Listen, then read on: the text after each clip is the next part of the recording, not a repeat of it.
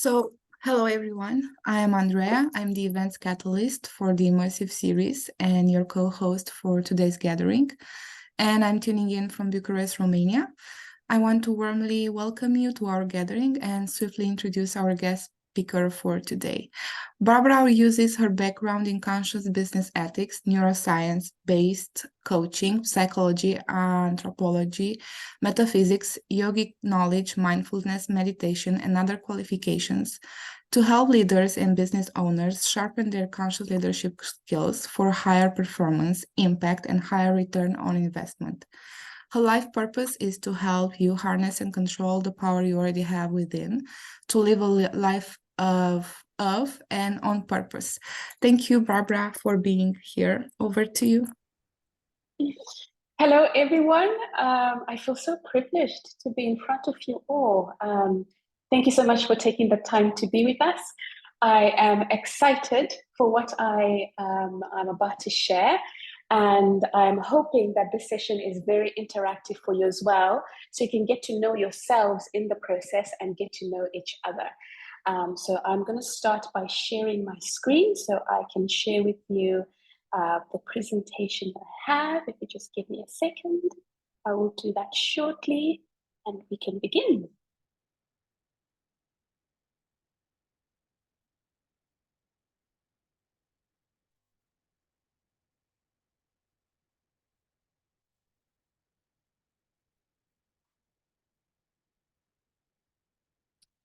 Okay, so our session today, it's all about the journey of becoming a trusted L&D advisor. As Andrea introduced, I am Barbara Mutedzi. I'm a conscious leadership and neuroscience-based coach. So my life purpose is literally you. My life purpose is to help you harness and control the power you already have within yourself to live a life of and on purpose in all areas of your life. And so today we're going to be speaking about you becoming a trusted L&D advisor. I like to sort of set the stage by using what is called the OPA system. And I have borrowed this from Anthony Robbins. I don't know if you guys know him. And basically it's to make sure any session that we have, we're very clear on the outcome we're expecting, the purpose and the action. So I use this to make sure that I am also clear and everyone else in the room is clear. Before we start, one of the things that I've come across from Keith Keating, who's a Chief Learning Officer and author, is that the biggest challenge the L&D industry faces today is the urgent need to evolve from being order takers to transforming into trusted learning advisors. So we must be strategic business partners embedded in the business to demonstrate our value, relevance, and expertise, which brings us to today's session where our outcome, what we're looking at doing is transforming you from being an order taker into a trusted L&D advisor. My assumption is that you already know the general role of an L&D practitioner, so I have put together these slides with that in mind. Our purpose is to have a higher and deeper impact as an L&D practitioner and advisor, and to help you become a trusted advisor, not only for the people that you directly work with, but also to help them directly help the people they work with so that we can have a ripple effect. So we're helping people become the best versions of themselves using the simple structure of a business strategy. And the bonus along this journey is for you to start knowing yourself even more. And then with this, we are going to provide clear and focused questions that will help you develop an L&D strategic mindset, will help you clarify, align, and focus L&D needs to that of your organization, department, or team, and to just make sure that they are transferable and translatable at any level. So we're going to be focusing really on questions. As a coach, one of the things that I do is ask a lot of questions. So that's our outcome, our purpose, and our action for today as we move forward.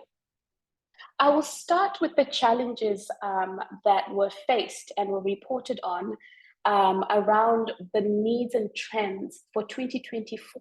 So the challenges are that the first one, there's a huge decrease in the number of L&D teams aligned with the organization's goals and priorities. So it's almost like the L&D teams are an extra department that is not really aligned with what the organization or the departments or the teams are. And we're trying to change that. So the purpose of today is, how do we align our goals to that of the organization? The other challenge is that in terms of measuring success, L&D departments were using vanity metrics. And I don't know if you're aware what vanity metrics are, but they're metrics that are not really attached to the goals of the organization. They don't really tell us what we need to do to actually move forward to increase performance and also increase return on investment. The other challenge is that people in the organization are really struggling to find information.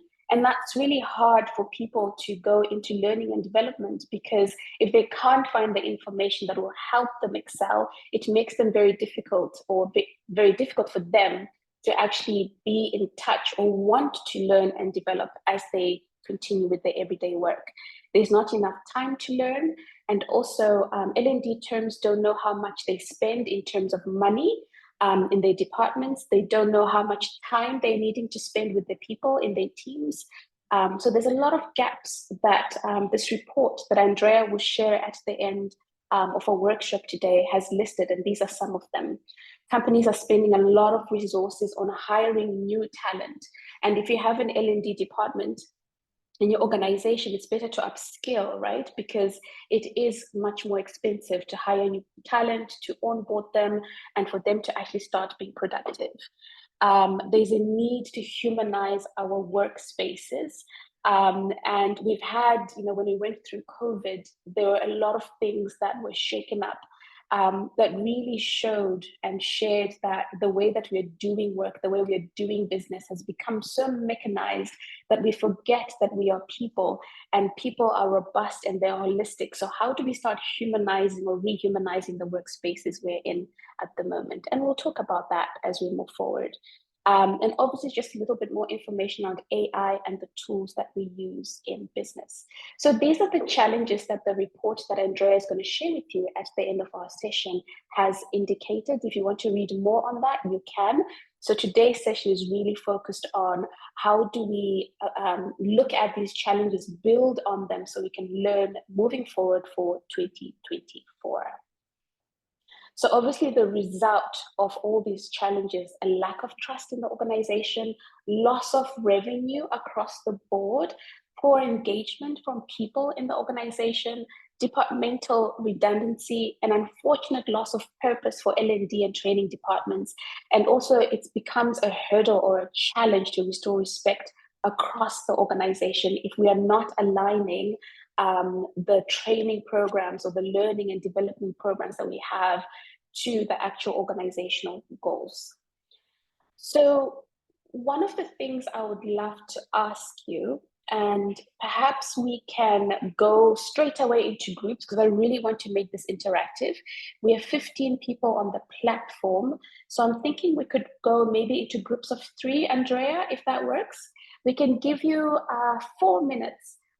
My question would be, in those groups, once you've gone in, what do you believe would help you transform from being an order taker into a trusted L&D advisor? And perhaps I can explain what order taker is. It's when, for example, departments or the organization's leadership comes to you and says, we would like our people to learn this. And then you cultivate or create programs from that. There's nothing wrong with that, but we're wanting you to move from being a practitioner into an advisor. It's not so much you're just taking orders from other people, but how do you become an advisor? So as you go into the groups of 3, just have a quick discussion for 4 minutes and then come back and share with us, what you came up with so that we can share with everyone in the group. I will hand over to Andrea. Yeah, I'm creating now. You said 4 minutes and are gonna be 3 people in the room. I'm just creating the breakout rooms now. Okay.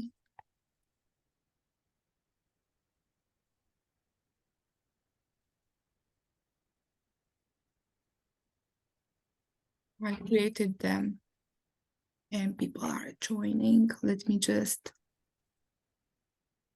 put on some music while you work together.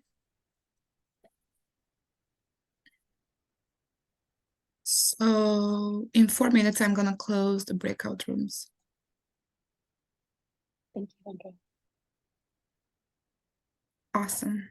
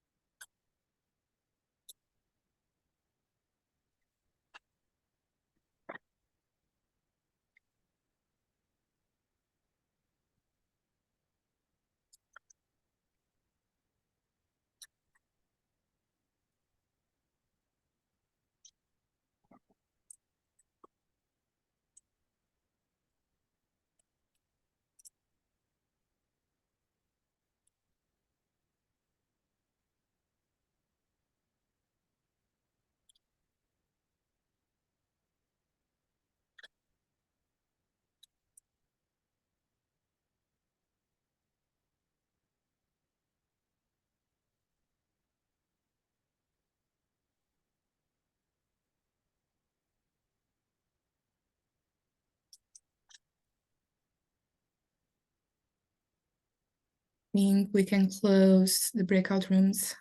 The 4 minutes have ended. Awesome. They still have 60 seconds to leave their breakout rooms, so.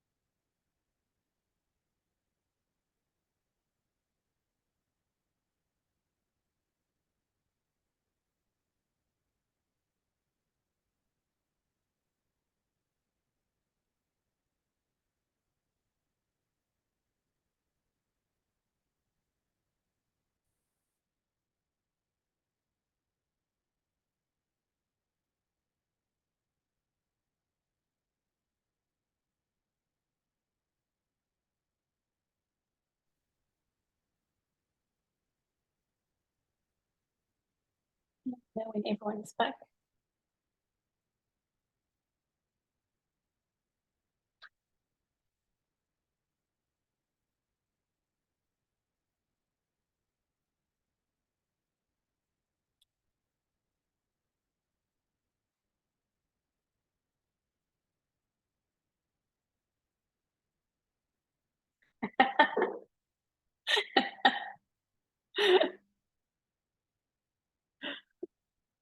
I hear you, Marco. Do they need to be more time? It's always like that, right? We'll give you a bit more time in the next one. We'll try.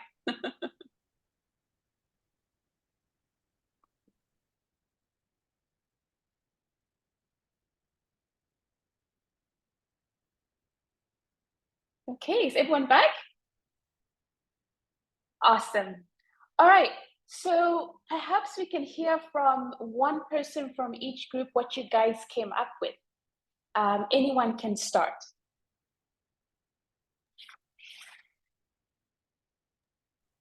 You can either just unmute yourselves or raise your hand if it's easier. I can go if that's easier, break the ice. So I am doing this currently in the space where I am. So we moved, actually just before COVID hit, we moved from being audit takers to more performance consulting. So in that process, definitely partnering with our stakeholders, trying to really understand their problem. So that's a lot of questions, asking a lot of open-ended questions, trying to unpack that problem and actually seeing if the stakeholder even has a problem. Sometimes they're just like, I need learning, but it's a process issue or a system issue. So really unpacking that, getting to the problem, and then going away and coming back with proposals. So we've had these conversations. Here are some options. The shifts that we have seen with doing this is that the business actually calls us now at the beginning of their problem, not right at the end when it's like minute 99 and say, oh, we need this. So that was just a few things. That's very good. Thank you so much for sharing that, Stacey. So cool. Asking questions is really important. And organizations are really seeing that they needed to put people right at the beginning as opposed to just coming right at the end when the problem occurs. One of the biggest things that I find in organizations is that towards the end of the last quarter of their financial year, they all panic to say, oh, we still have this money that we need to spend. So what can we throw out there? So we can just, make sure that we spent the money, but not actually putting some forethought in it. So that's great to hear that organizations have started pulling L&D advisors and practitioners right at the beginning. That's really important. And my hope is that when we talk about the beginning, they're also talking about strategy at the beginning of when they put together or revisit their business strategies, as opposed to when the business now starts and they're running that strategy. Because as an advisor, you want to be involved right from scratch. But we'll talk more about that. Thank you so much, Stacey. That's amazing. Next. Yeah, I would like to kind of build on that. I think sometimes, based on my own experience, it's a bit hard to just tell them that we need to start an R&D strategy and get the seed, so to say, on the table. But what I try to do in my last role and also in my current role is to be more proactive. And to do this, what Stacey mentioned is like the partnering. So how we are doing it is kind of like a needs analysis that you really work with the team leads, the managers, and also to collect some more quantitative data that you can show to the management, and then, do all the analysis, make it like kind of professional, and then you propose something to them, because without anything from scratch, it's sometimes hard to convince them that what you are trying to do is meaningful, right?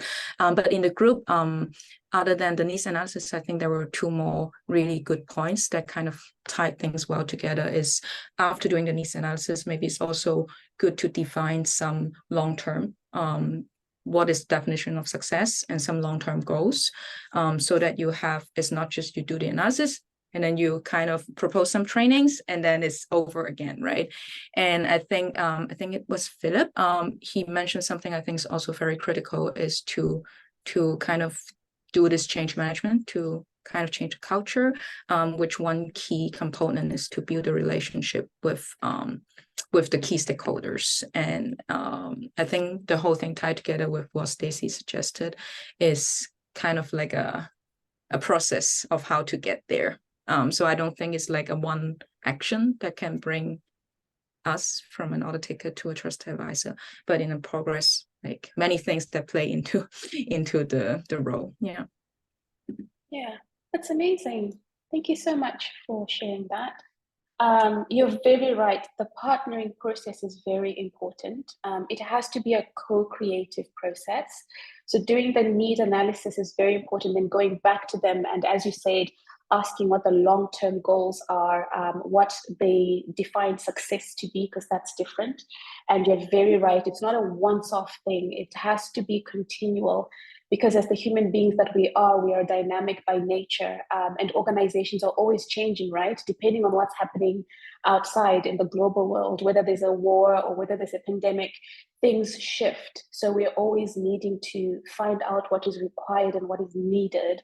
And also because of the HR process of hiring, retaining and all of that, you're getting new talent in, so you don't know what needs to be built on or removed. So we have to be in a space where we create, with our partners and with the key stakeholders. And I'm remiss to say key stakeholders, because I feel everyone is very important in any organization. As long as they're in the organization, they are a stakeholder. So there's no key stakeholder. Everyone has to be involved, because you spoke about culture, and the basis or the building blocks of any culture are values. So every single person who comes in brings their own values or understanding. They bring in their own understanding of what the values for the organizations are, depending on their background. So the more we interact and create a space where we're able to speak to our department leads, speak to even every individual in the organization, whether through their team leads or their leaders, it is important, because if we're to build a culture, whatever that culture is, we have to see that people are embodying the values that the organization has, and that goes back to the strategy. But yeah, that's very good. Thank you so much for sharing that, Kelly. I appreciate that. Okay, who's next?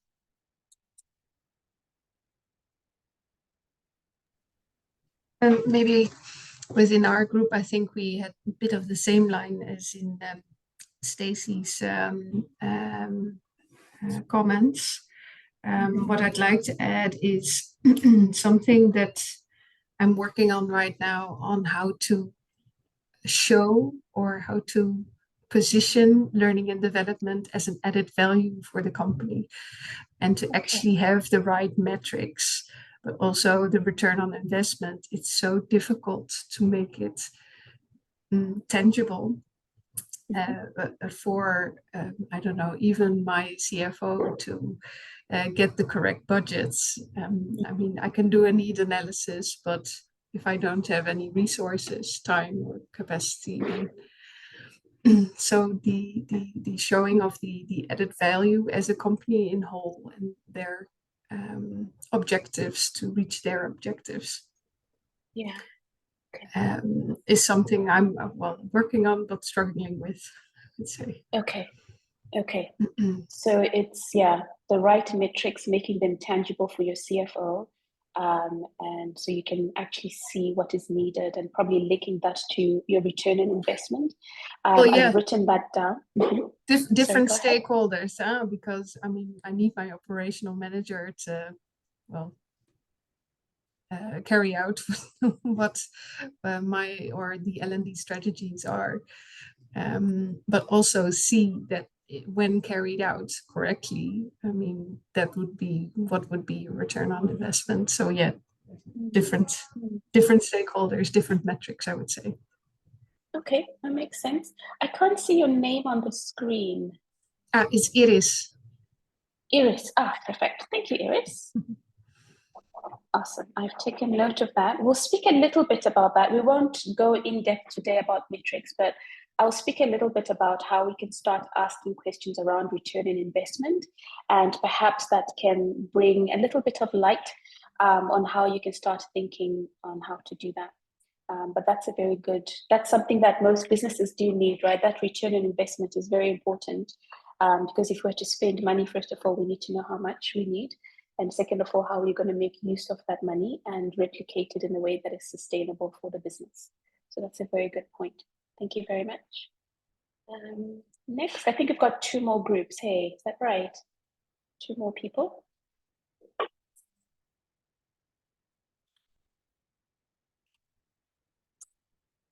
I will quickly jump in because a lot of the things that have been said here, and I think my partner June was really more on point than I was. I think I missed it just at the beginning. She mentioned around going in there and making sure that you're finding the right problem and to work with them to make sure that there is a problem to start with, and the fact of kind of bringing that data to them so they can make kind of informed decisions. I spoke a little bit around more about when you're in there more. I think I just missed the brief, which is around whenever someone talks to me about trust, for me, it's about psychological safety and the idea that generally language is really important to get that right. So kind of building on the last comments around those kind of communication and metrics, how do you make it sound, or how do you create a kind of an importance for this, that the company going to get something out of it? Okay, it's very good. I love that. So finding the right problem so that people can make informed decisions, that's amazing and needed. Psychological safety is very important. It's one of the biggest things that actually drives performance. The more our people feel psychologically safe, the more they open up, the more they share, the more they are productive. So how do we create spaces and workspaces that allow people to actually be free? So we'll speak a little bit about soft skills and humanizing workspaces and why that's important for higher performance within the organization, for higher impact for those we serve, as well as long-term return on investments. And that's very good. Thanks, Benjamin. One last group, I think, if I'm correct. Have we? Okay, I can speak about our group. So we were discussing, actually we had only one L&D professional, the others who wanna be, and we were talking the same as previous groups. It's about importance of asking questions and to make sure that they actually need that training they're asking for. So yeah, I think in each group, more or less, everyone came to the same conclusion that asking questions and see if they do need that training. That's amazing. Thanks, Elena. Great. These are really, really good responses, and you're all, right on the money, if I can use that term, in terms of what is needed to transition from just being a practitioner into an advisor. And you already are either on the journey or on the trip of becoming an advisor, or starting to think that way because of everything that you've already said. You already have the answers. So I don't think we need this workshop. It's just reminding us of what we already know, but let's continue. The common thing that you all said was about asking the right questions. It's really about co-creating and reflecting on asking the right questions, right? And it's also knowing the right questions to ask. So becoming an advisor does not necessarily mean that you have all the answers, but that you want to co-create the space with the other person. The other person in front of you is your customer, literally. So as an L&D advisor, you are the service provider. So you really want to figure out what this person wants. Like Benjamin said, want to find what their problem is, right? So we can make informed decisions with them. So it's a co-creative space like Kelly had mentioned. So it's also training them to ask the right questions and then using the answers they give as an advisory roadmap, or using the questions as an advisory roadmap. So it's not coming up with the answers, but asking questions that get them to really reflect and come back to you with answers that will help create a space for everyone to move forward clearly. So that was very good. I'm really impressed. You guys were amazing. So let's talk about this roadmap. I'm going to just share a few slides and share with you. I call this slide the instructive element. I'm just basically sending you or providing information. So there are 5 questions when I work with business owners and leaders. It is really about finding out how we can make our strategies actionable. It could be the strategy for the organization, a strategy for a department, a strategy for a team. And these questions are questions that you can ask even for your own life. So it's not only in a business setting, but because we're talking about business today, that's what we'll focus on. But in there, I will also throw in some life questions. So these are the 5 questions. They are centered on 5 things, and I will go into them in detail in the next slides. So we are asking about the purpose, the vision, the mission, the values, and the implementation plan. These 5 things allow any strategy in life, in business, anywhere to become actionable. So this is what we'll do moving forward. So when we look at the 5 questions, the first 2 is what is the purpose of our business, right? Why are we here as a business? Why are we here as a team? Why are we here as a department? And when you take it at a personal level, is what's my life purpose? That's a very good question to ask. And we'll delve into that a little bit more. The vision is, okay, now that I know the purpose of my business, of my team, of my department, what is the vision? Or in other words, what is the long-term goal along this purpose? What are the long-term goals that will allow me to actually live this purpose? So these are 2 of the first questions you can ask when you want to start creating partnership with the business or the organization that you're working with, right?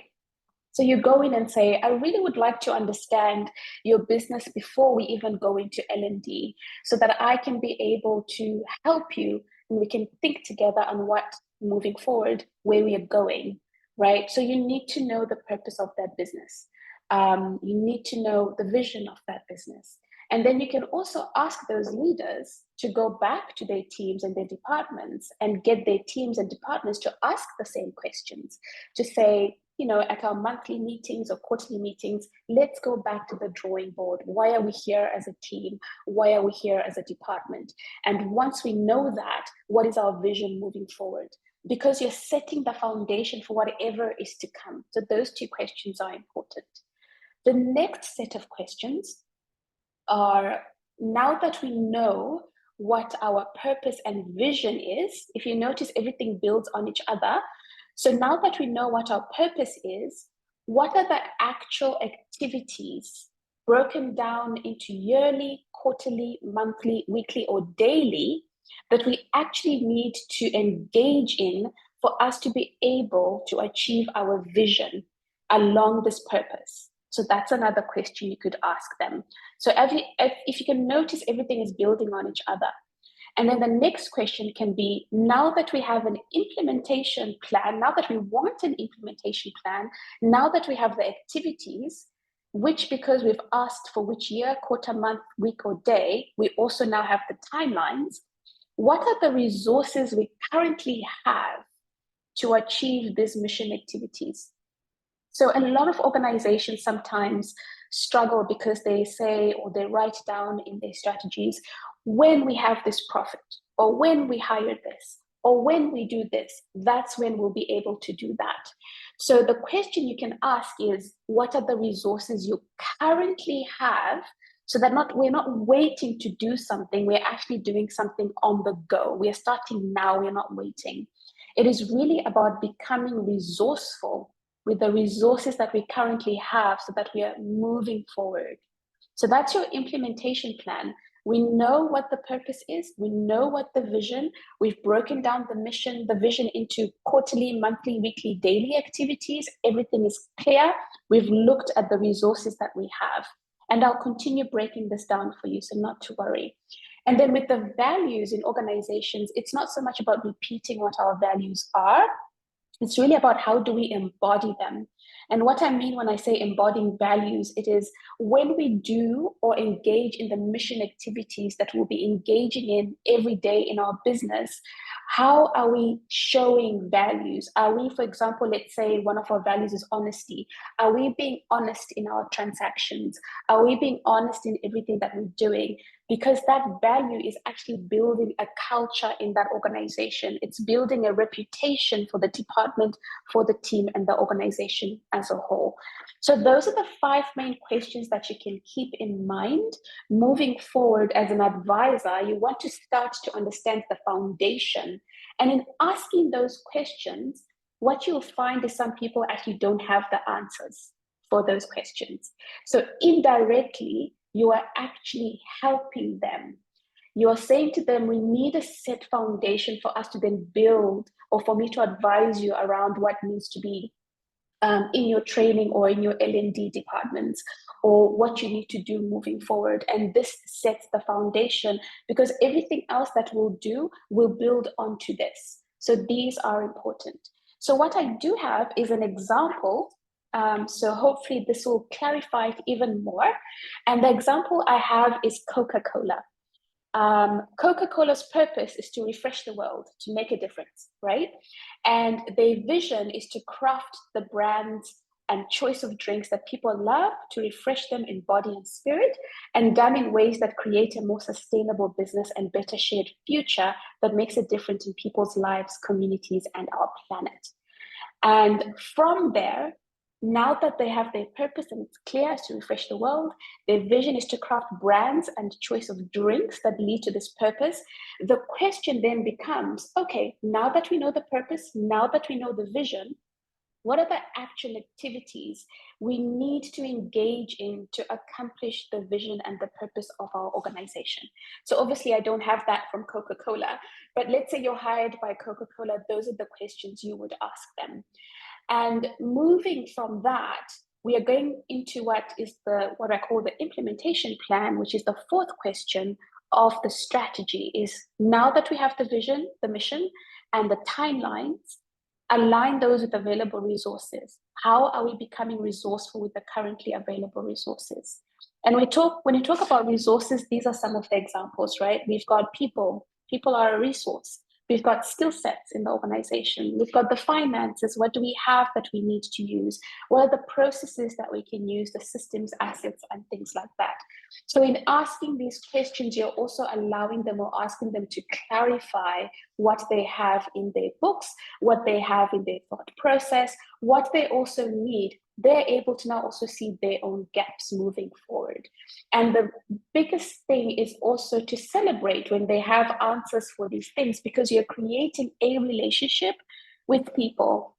And that's really important when it comes to L&D. This is just an example of how you can put together an implementation plan. So we've got the purpose, we've got the vision, the mission, the timeline. You can figure out what the resources are needed. What do we have? Who's responsible for what? And you can actually have a clear document moving forward on, okay, we've got a strategy and this is everything that we can actually do. So what you're indirectly doing here is actually you are training leaders to become even more conscious of how they are using their time, how they're leading their teams, how they're leading their departments. And they can literally hand this document over to managers who can run the organization, because everything is clear, everything is focused, everything is translatable at any level in the business, and also transferable, which makes your strategy something that is actually actionable. So those 5 questions are really good. I don't know if I should stop here to ask if there's any questions at this stage. You can maybe put your hand up. Andrea can let me know, or you can ask a question in the chat and Andrea can also let me know on that.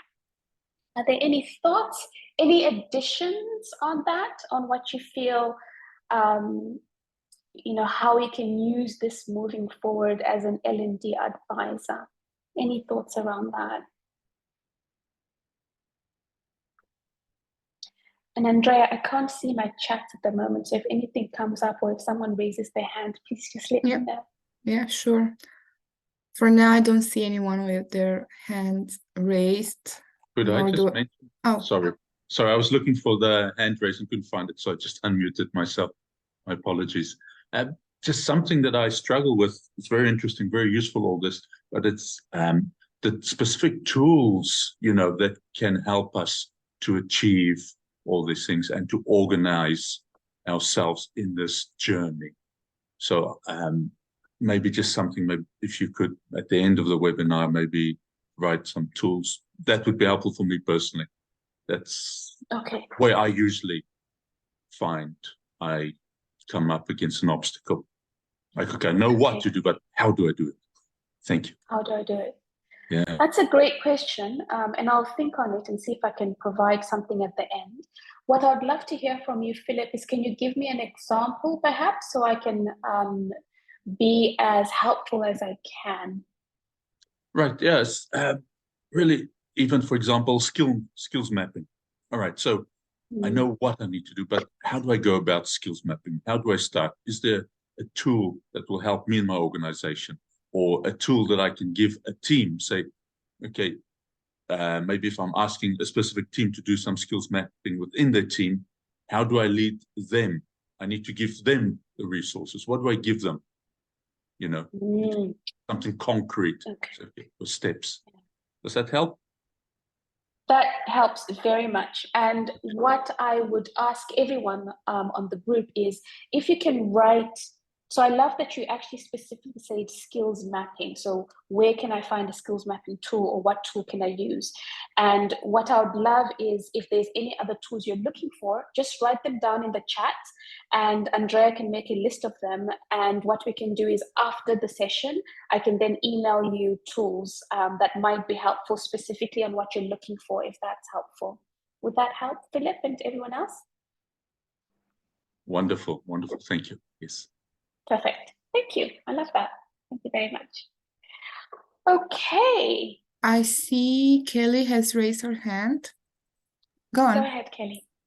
Yeah, I'm not sure if it's something you're gonna cover in a second, but how I personally struggle with this kind of strategy planning or defining strategy sessions. Usually you do it kind of for mid long term, right? And there's always change of business priority. And this is also something what I'm doing right now for 2024, but I can already foresee that there will be things that they keep changing the timeline. They will say, no, but we need to focus right now on this one because this is a business priority. Then how do you balance this? Like how do you, or how we can be agile while still having a strategy, but still be agile and adapt to business priority? Because I'm foreseeing this going to happen to me soon. So I wonder your experience in that. Yeah. Agility is very important in this world that we're living in, right? It's quite volatile. There are a lot of things that are happening. Things change on the go. One of the things that is very important is to always ask the question, what is our purpose? The purpose almost always remains the same for a long period of time. And then the questions around the vision, that changes. And agility comes into asking, okay, we know that the purpose of our business is this. So if we say we're going to put a long-term vision or goal for a year, this is what we'd like to do. However, if something happens, are we able to pivot in a way that allows us to still be of service with our purpose? Because that doesn't change. Let me give you an example. So let's say, my examples are not really good, Kelly, so please forgive me. But let's say there's a supermarket, right? And a supermarket's purpose is to provide goods that its customers are needing. And its customers could be people in a neighborhood, in a community of families. So their purpose doesn't change. However, their vision was, for example, before COVID, we want to provide all the goods from different types of brands, which we can import from different types of departments or organizations or from other countries. And then COVID hit and planes are not flying. We can't import goods. We actually need more toilet paper, for example, than anything else. So the purpose is to serve the community. And the community is saying, we need more toilet paper.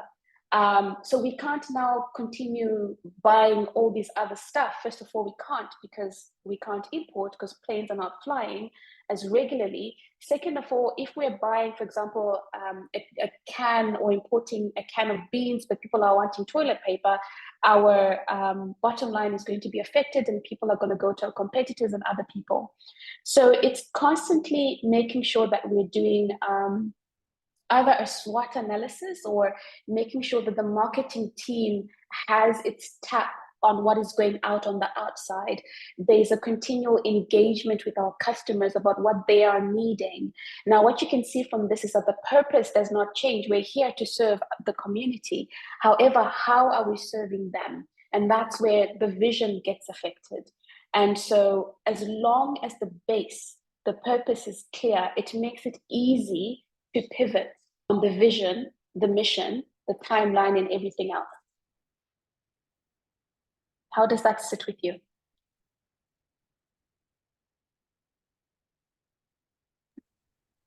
I mean, I understand it on a theoretical level. Just curious on a practical level, how would that I think it's at the end it's also kind of a stakeholder management process. And as you said at the beginning, along with others saying that this is like a co-partnering or co-designing process. So I think I would translate in a way to keep informed and to keep listening to their needs. Yeah, while still having maybe the original strategy as a baseline, as a framework that to rely on. Yeah, I can imagine it's about building those partnering sessions to make sure we are not just following the original track, but still keep being informed and consulted on the actual situation, let's say the actual business strategy. There's a webinar that Andrea also hosted for myself and Richard Rudd, and we're talking about how society is moving from a hierarchical way of doing business into a more horizontal way of doing business. So hierarchical is top down, right? Where the boss knows everything and he's got all the answers, and all we are doing is just going with the flow. Now, the world that we're living in is so dynamic at the moment, right? We are changing so rapidly because we are so hyper-connected at the moment, and the market is changing really rapidly. And so if we're always waiting for the leader at the top of the pyramid to always make all the decisions, we are going to be lagging behind.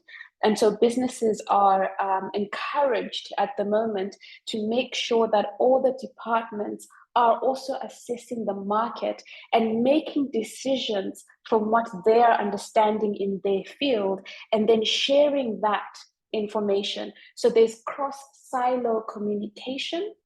There is, it's not so much about creating silos, say, okay, that's just for the marketing department, or that's for the sales department, or that's just for this department, that's for the L&D department. It's really about how do we co-create space, the partnering that we're talking about.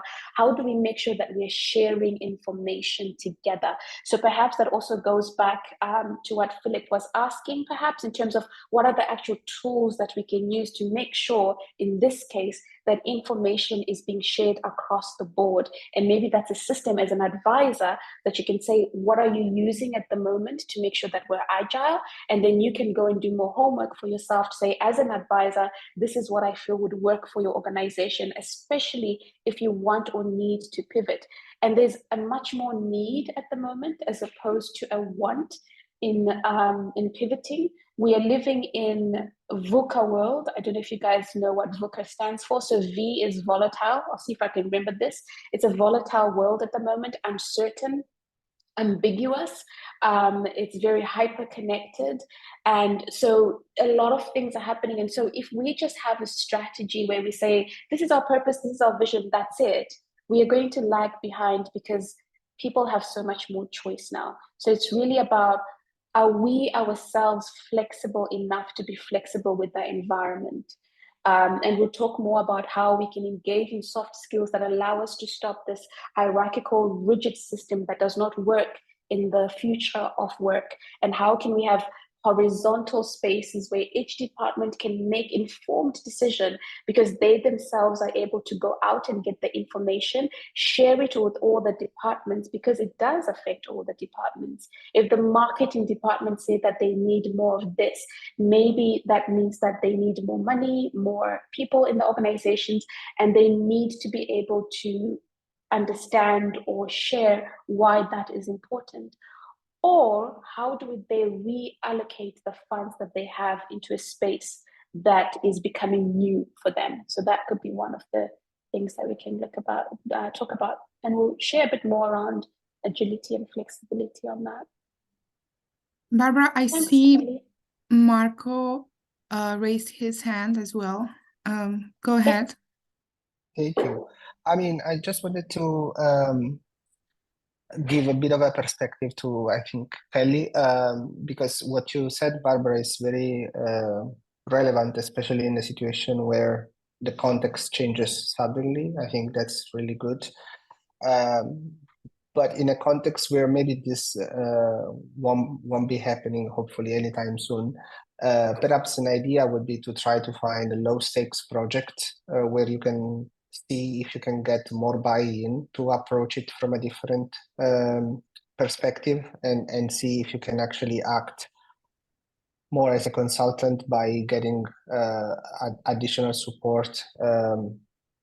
Because the project is low stakes, people maybe would be more open to adopt a new way of working. And also another thing would be find a moment in the organization when the pressure is not as high.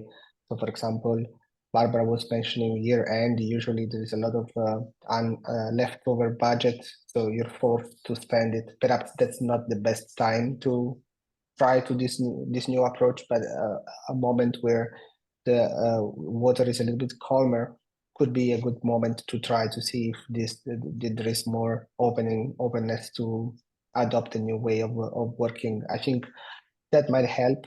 Also depends on how big is your organization.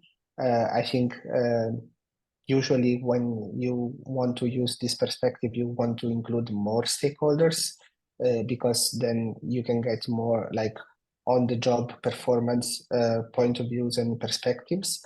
And they would probably be more involved and more engaged if they can talk about their own vision, as opposed to simply say, yeah, we need this training, because maybe those people won't be actually the persons requesting the training, but rather people who can give a perspective on the issue and therefore give an insight on the person requesting the training, that actually maybe it's more the performance issue we should look at, and not simply the idea that training can solve it all. I'm not sure if it made any sense, but I hope it did. That's great. Thank you so much, Marco. Kelly, I hope that helps a little bit. The other thing to do, I love what Marco says around, testing things when the waters are a bit calmer, is also to find case studies of what has worked and then to bring that as proof. So, with monitoring and evaluation tools, it's very easy. I'm going to go back on the slides, because everything is written down on the activities of what needs to be done and how we are using the resources. You're also able to track the output of everything that you've done. So you can say, okay, this hasn't worked, this has worked, and this is the reason that we need to change things. So people can actually see what is happening. So tracking is very helpful because it gives proof of what's working and what's not working on paper. So it provides, your implementation plan, because it's also a monitoring and evaluation tool. It allows for that clarity and transparency, and it improves on communication, and it allows for better leadership as well in the end. But yeah, those are really good points. Thank you so much, Marco, for sharing that. One of the areas that people don't talk a lot about is around the finances, right? And Brendan Bashard, I don't know if you've heard of him, he's big on high performance. He does talk about, if you do not know the numbers, you'll always be a lower level employee, or your business won't do well as well.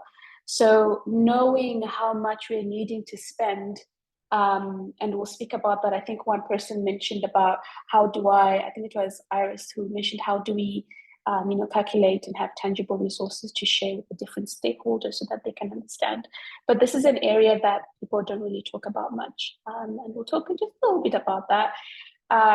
It is really easier to measure performance when you have something to monitor and measure against. So I'm going to go back a few slides again, just to that implementation plan. We know what needs to be done.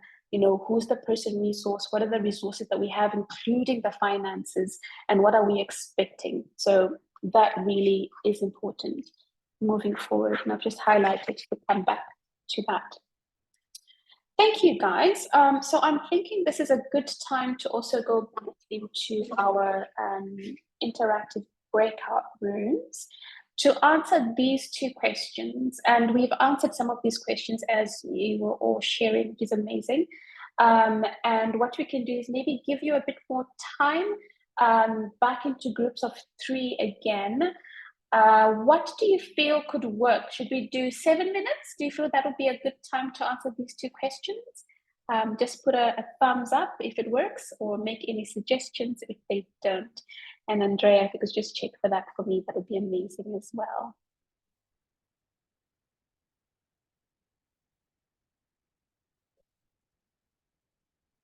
So are you guys okay with 7 minutes, or do you want, okay. I think we're gonna have 5 groups, and one group will be a group of 3. Sounds good. Thank you, everyone. We'll see you back shortly. So just to answer those two questions, in all the above, what do you think is your role as an L&D advisor, and how does this process allow organizations trust you as an L&D advisor? And the process we are talking about are those 5 things: the purpose, vision, mission, values, and implementation plan. And if you feel they don't help, also share that. And if you have any other things you'd love to share with the group when you come back, that would be a great opportune moment to do that as well, so we can all learn from each other. Thank you, everyone. Just a second, a few people had to go, so I need to rearrange the groups. Just a second. Blah, blah, blah.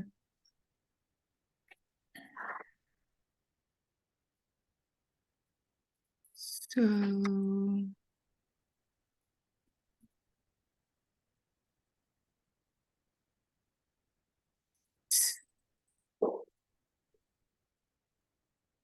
okay, let's open up. I hope I assign them well. Oh.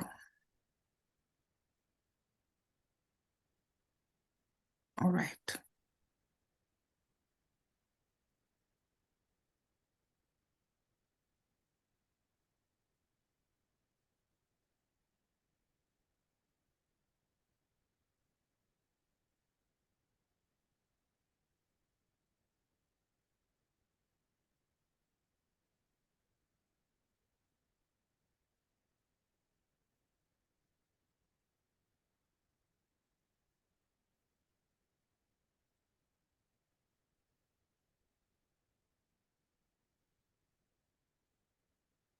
So we've got about 15 more minutes left, hey? Yeah. Okay.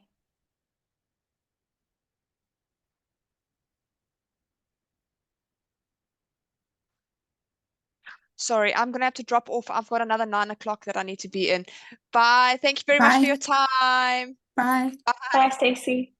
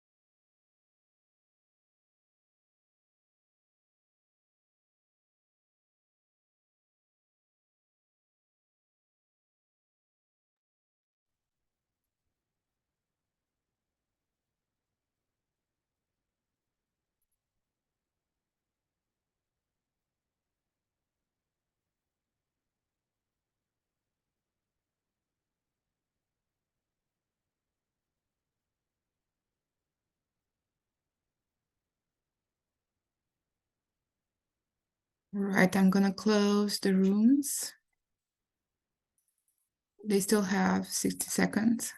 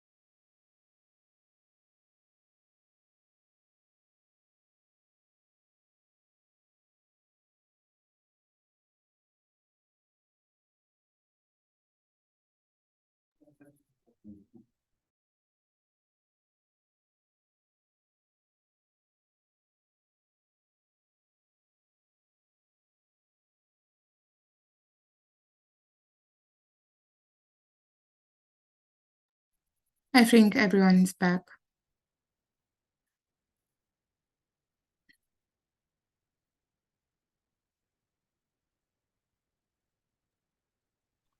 Great, welcome back everyone. So because we're running out of time, we've literally got probably like 5 minutes to go. I will probably just go through the last couple of slides quite quickly. Because we are recording this, you are more than welcome to go in the next 5 minutes, because I'm sure you guys are all busy, but we'll continue recording if that's okay, Andrea. And you can always come back to finish off all the other information on there. But if you want to stick around for another 15 minutes, that will be awesome. And I can just share the rest of the information with you, because we went a little bit over time there. So perhaps an answer from each group as quickly as you can. 5 answers. What did you guys come up with in your groups?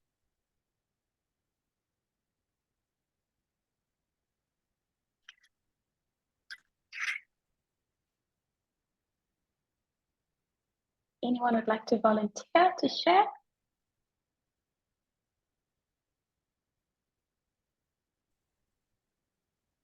I think in our group, we did discuss how this is helpful. I think the challenge, at least that we discussed, was the challenge of implementation plans are great, but I think when you think much like Kelly was saying, like when you're needing to be agile, or if your organization is very large and they don't actually do this kind of as a the planning and things like that as a very well as an organization, for you, then it even makes it harder for you to keep monitoring and making things kind of align.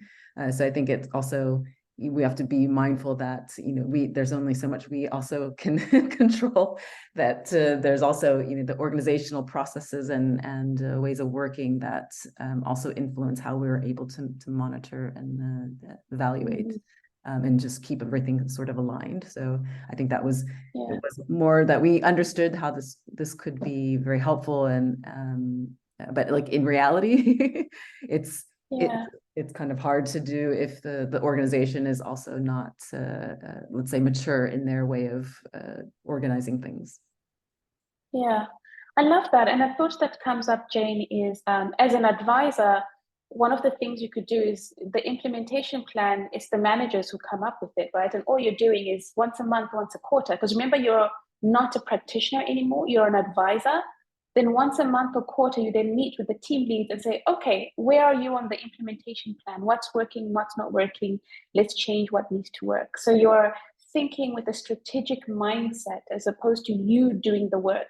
As a practitioner, I get it. It is difficult because you're in a space where you're waiting most of the time to hear what they need. But as an advisor, you're going in as an expert to say, you know, let's try this. Is it working? Is it not working? What can we do moving forward? So it's literally changing your hat from becoming a practitioner, which is hard, and I get what you and Kelly are saying, into becoming that advisor at the top, asking those questions and not necessarily doing the work. Anything else from the others? Thank you, Jane, and your group.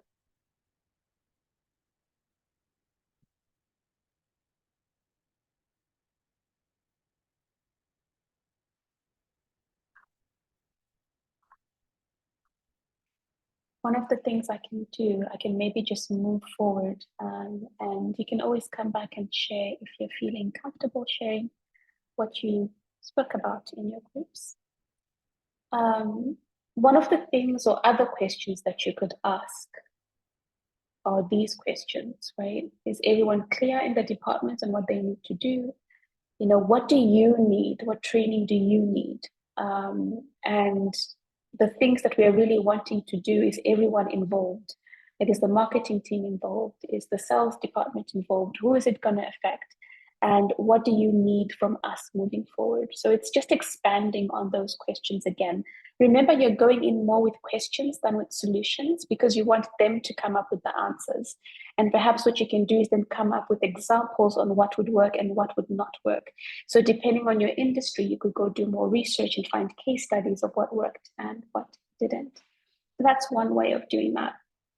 I had this example that we're going to go into breakout rooms in, but we don't have the time for that. But I really wanted you to think about, let's say you're working for a healthcare organization and they hired you as an expert, and you have a group of medical practitioners who are not adhering to patient care standards, and they're really wanting effective strategies on how do we help or work with in the healthcare industry with these practitioners to make sure that they are providing patient care at high levels, because that's what's needed in the long run to bring back revenue.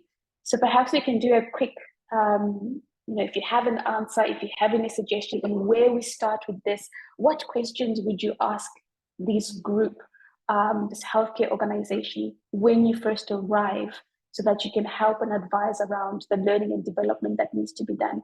Let's work with this scenario, especially because we're just coming out of COVID, right? And we had to make a quick shift. Like, what would be your first question moving in, literally?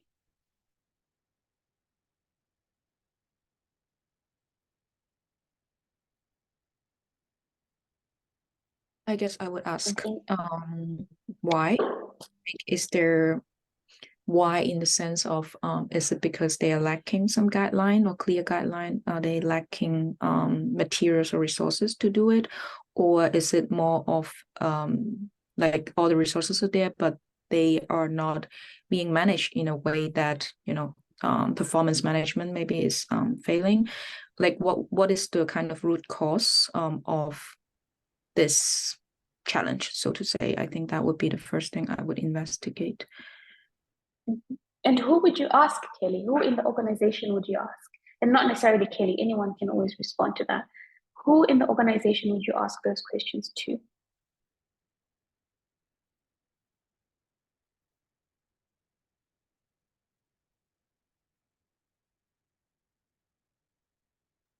Physicians themselves.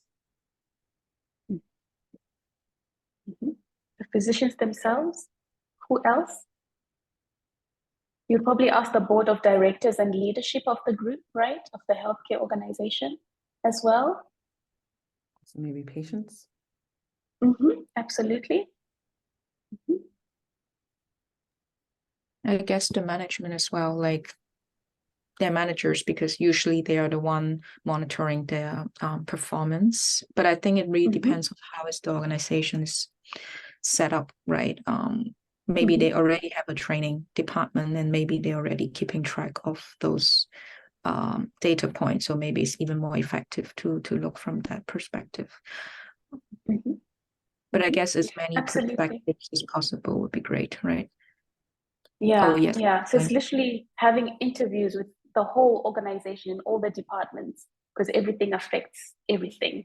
And you're also asking questions to understand why the organization exists. Why are we here?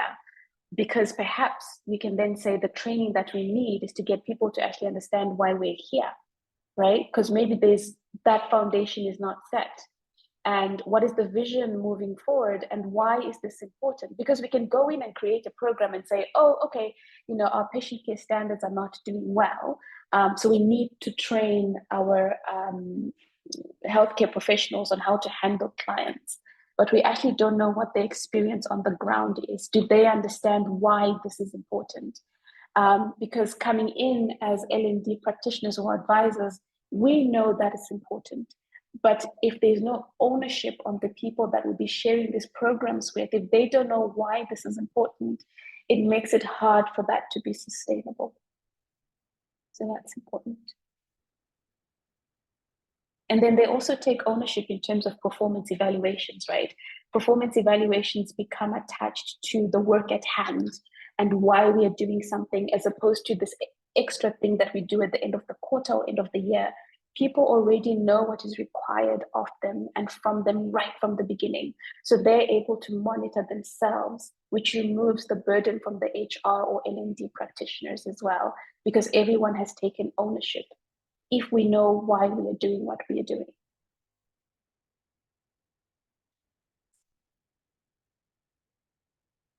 Any other additions from that?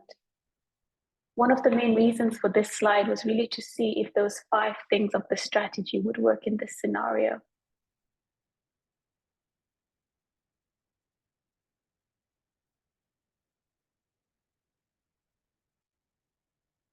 What I'll do is I'll move on to the next slide, and maybe you can think around this current slide at your own time to say, if I had this situation where I'm hired to come in, how would I be able to solve this as an advisor?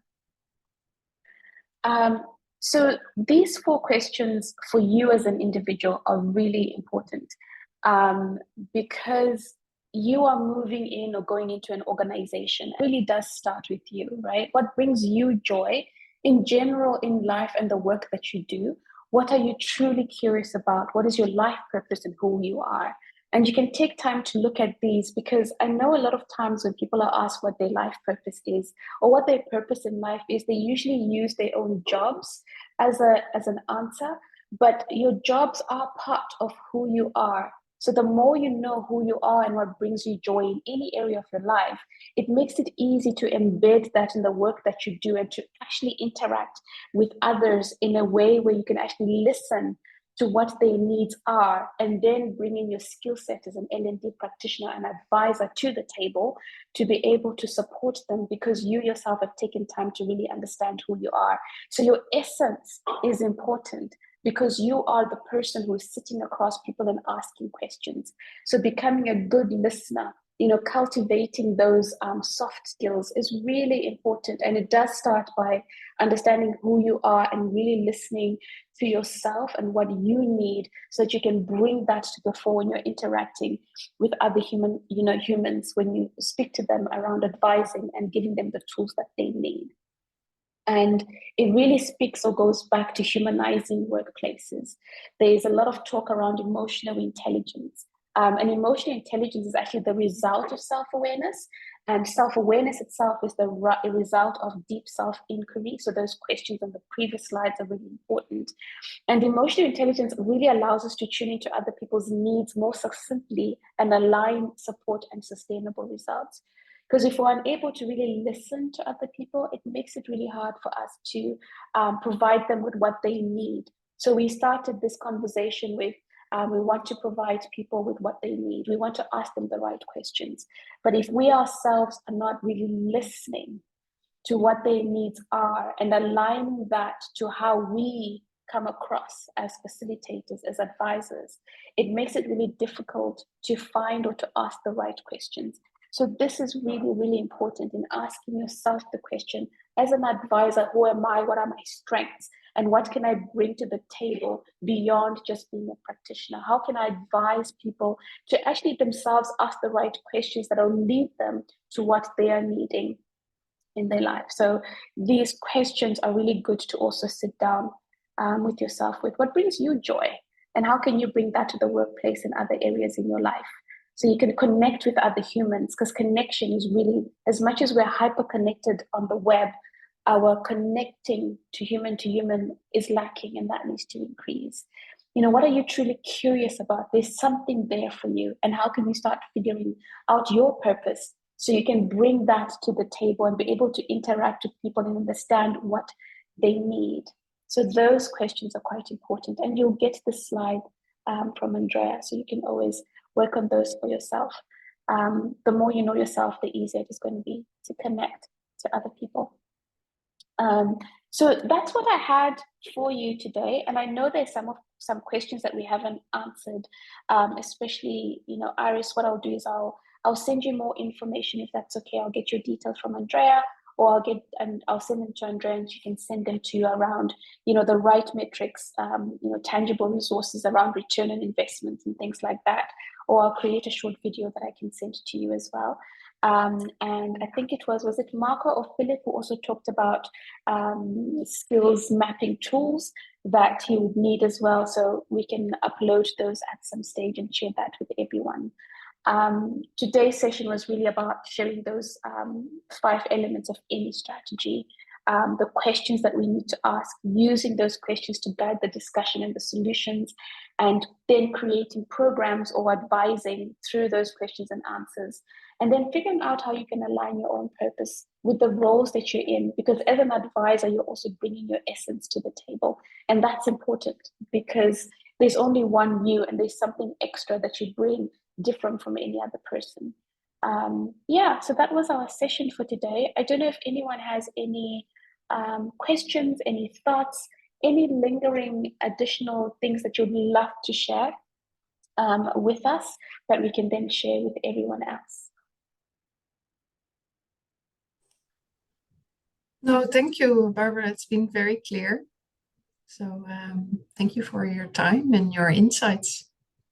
Yeah, thank you, Iris. Thank you for making time. I know that we can never get our time back, so I appreciate it from everyone. Thank you. Thank you, everyone. If there are no other questions or insights, Jane, did you want to say something? No, I just wanted to thank Barbara for her time today. Yeah, it was a great session, and very nice to have some discussions going on. I think this is a very relevant topic. We're actually going to be talking about this in our L&D local hub meeting this week. So it was very on point.